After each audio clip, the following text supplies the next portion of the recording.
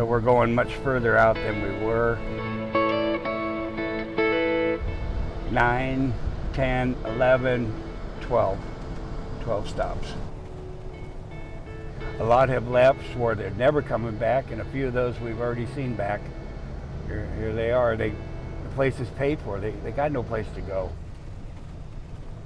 God says, feed my people, is what my wife always says.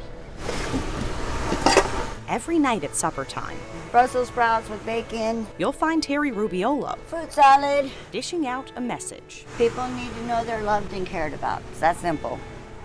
A warm meal. Here you go, Letty. For anyone in Concow who needs it. I absolutely love Jesus, and he set the example when he had compassion and fed the multitudes.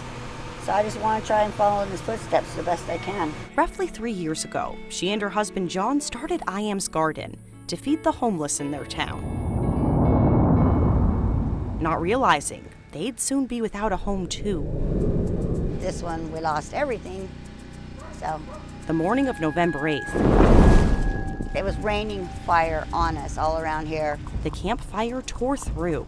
And they're driving like maniacs, hollering, get out, get out. They barely escaped with their lives. I got out with the clothes on my back. Their home now in ashes. But still, they came back. Because the people are still the same. They're still my family. I was taking care of them before then. I knew they were going to be back here and that they would still need us even more. Living on a trailer in their burned down property. But we just went from big to little. She now makes close to 100 meals a day. I had 3 stoves and ovens in my other house. Big difference for me. It's no small feat in their tiny trailer, powered by a generator. I usually start between 9 and 10 in the morning. They welcome neighbors to come do laundry, take a shower, or get a free change of clothes, all donated from nonprofits and food banks. The deliveries went way up. For neighbors like Nicole Newman, it means everything. And you can see the love that she puts into her food. I mean, I've never had no bad food from her. Newman also lost her home in the fire. It was really hard. I lost everything that I've ever worked for. And it's hard to start over because you don't know what's going to happen. She's now living in an RV. Most days her family would be eating canned food, if not for the Rubiolos. Because it's hard to make a meal and in a little trailer. We have everything from a 96-year-old man to veterans to families that we're delivering to. And they don't plan to slow down anytime soon. Outfit an army if it helps one. After all, now more than ever, people in Concow need some extra help to feed their families and their spirits. All right. Thank you. Thank you. It's the special people up here.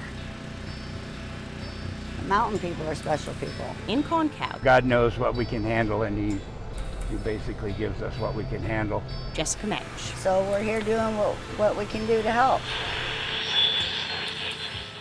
Fox 40 News.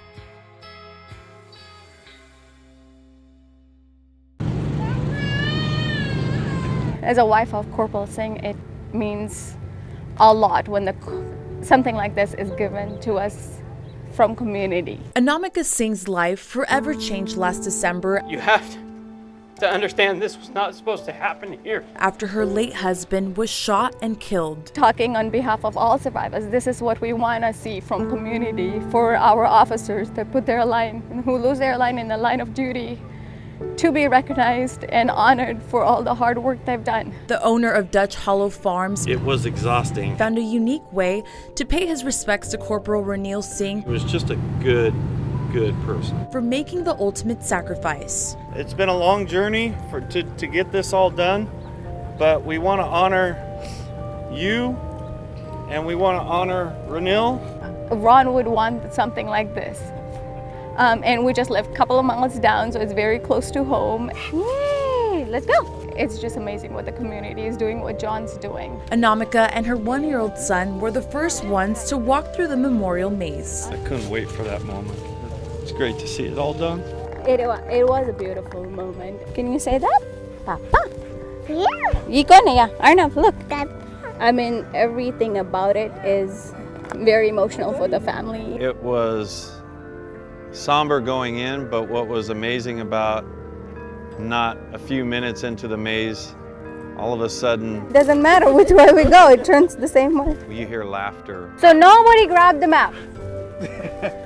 and joy and happiness. So there's some healing that can happen with all of this, and that's what this is all about. The emotions of losing their son, brother, and father are still so raw for this family, but they say gestures like these that keep his memory alive mean the world to them. It is truly an honor. I am overwhelmed with the love, the support that we have received for the past 9 months from this community. One man's trash is another's treasure. Fortunately, we haven't found anything yet, but maybe this will help. So Brian Hunt doesn't mind getting his hands dirty. I think there's always a little part of you that's angry when you lose something. Searching for a book that he considers gold.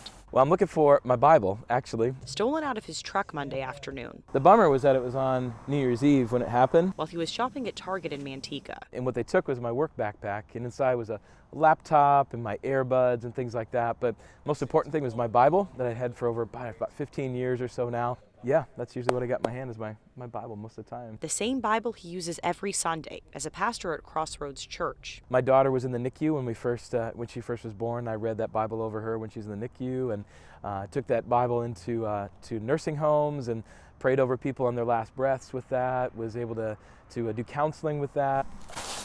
And so, and I know it's a book. I can buy another one, but all those memories that are within there, it makes it what it is special. Now searching through the dumpster, hoping the thief may have taken the things they could sell for a profit and ditched the Bible. Think about what Jesus did for us. I think the least I could do is go into a dumpster for him. So Police are investigating, while Hunt thinks someone used a tool to pop the lock out of his truck in order to get inside. completely gone. Yeah. Yep, it's completely gone. He prays he has his Bible back before his next sermon.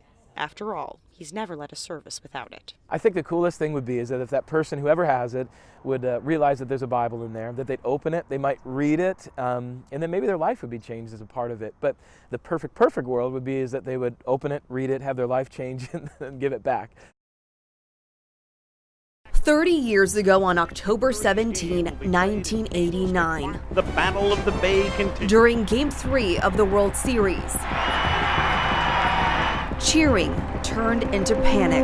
And up above us, the lights are starting to shake a bit. You can see this building is collapsed. What you see here now is the remnants of a fire. From people being hit by flying objects. A magnitude 6.9 earthquake along the San Andreas Fault. House that slid off of its foundation Caused Bay Area buildings to crumble and freeways to collapse. Which a section of the Bay Bridge has collapsed. More than 60 people were killed in what became known as the Loma Prieta earthquake. This by far is the strongest earthquake I have ever felt.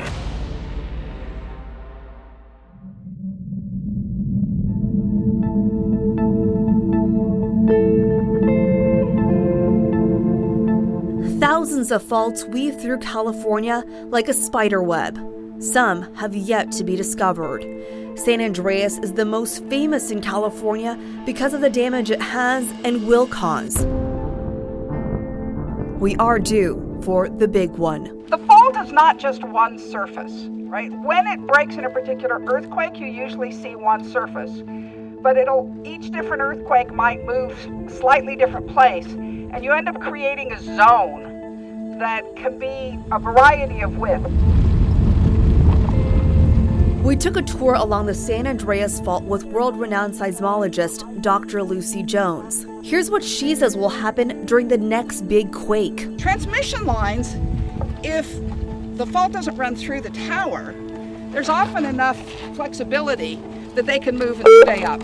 However, if it runs through the tower, it's a problem. These rocks could literally be in the air. I mean, this is actually not the safest. I mean, mostly I want to be outside with nothing to fall on me, but these big boulders here could literally be thrown in the air. Geologists say the southern part of the San Andreas Fault is 100 years overdue for a major quake. A large earthquake on the San Andreas Fault could be catastrophic for major cities anywhere close to it. It would have pretty severe economic effects. The shaking would damage thousands of buildings.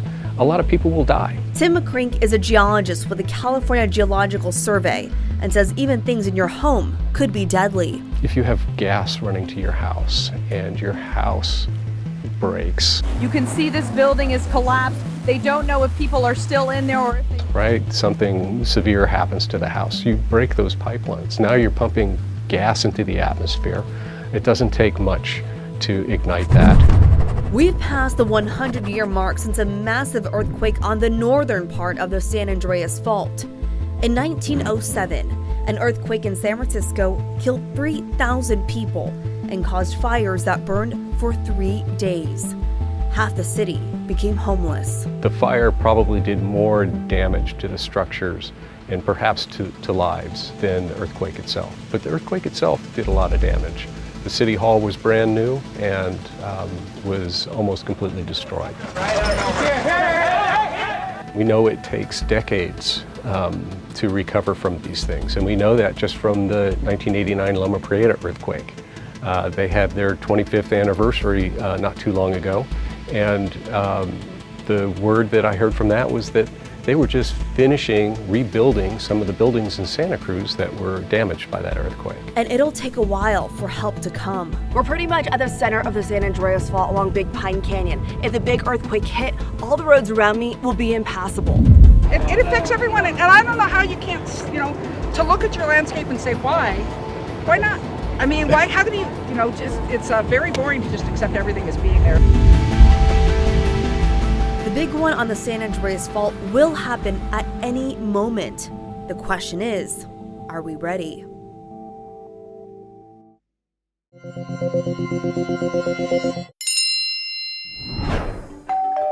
Doorbell cameras and wireless home security systems are becoming more affordable and user-friendly. Hey, bud, the police are on the way. Making it enticing for homeowners to use these devices as their eyes and ears when they're away. Hey, put that down.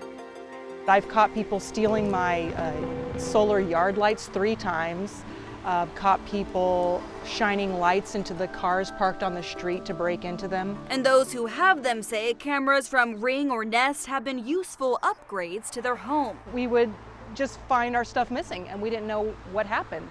But now we have proof, and it's been really helpful. Stephanie Duncan has a number of home security cameras around her Sacramento house. One in the window operating 24/7, and even a couple sensor program devices up in the trees, keeping a close watch on anyone who approaches her property. Everyone should have some sort of surveillance, especially if you're having problems with package theft, car break-ins. The more information that we have, the better. These devices are popping up in neighborhoods all around the country. So the next time you're near someone's property, expect to be on camera. Sacramento County Detective James Hart says these tools have helped his department catch criminals, breaking into cars, vandalizing neighborhoods, and of course, the porch pirate. So this is one of the cases that we recently worked where a citizen had uploaded a video of a package theft to the Ring neighborhood, and in viewing the video, we were able to identify the suspect and his vehicle. And while this technology may help solve crimes, could it also result in you facing charges? Attorney Tony Francois says that all depends on what you do with the camera. You can, for example, set up a security camera to protect yourself from package theft, and that camera may in the background be picking up your neighbors' homes. He advises homeowners to only point the camera at their property. Francois says it's the audio that can get you into trouble. In California, it's illegal to record a conversation without permission. Audio is different, and in California, both sides of a conversation, both parties to it need to consent to that conversation being recorded. And for that purpose, it's pretty wise to make sure that somebody knows that they're being recorded. So if you've got a doorbell cam with the audio always on, or triggered by motion and then the audio turns on, you should have a sign there that says you're subject to audio recording while you're here. There's also the potential for hacking with doorbell cameras linked to a home Wi-Fi network. UOP professor John Sims says when people use these home security tools, they're giving up a piece of their own privacy. Even if you're putting that camera on your front porch to protect yourself, Of course, you're the person whose activities are going to be recorded most persistently and most meticulously. But many homeowners like Stephanie Duncan are willing to run the privacy risk in exchange for their own protection. My perspective is I've got nothing to hide. It's the way of doing the modern day neighborhood watch. And she welcomes more eyes and ears. Can I help you? Near the place she calls home. Not everyone is home looking out their windows all the time to see, suspicious activity, but the cameras are always on.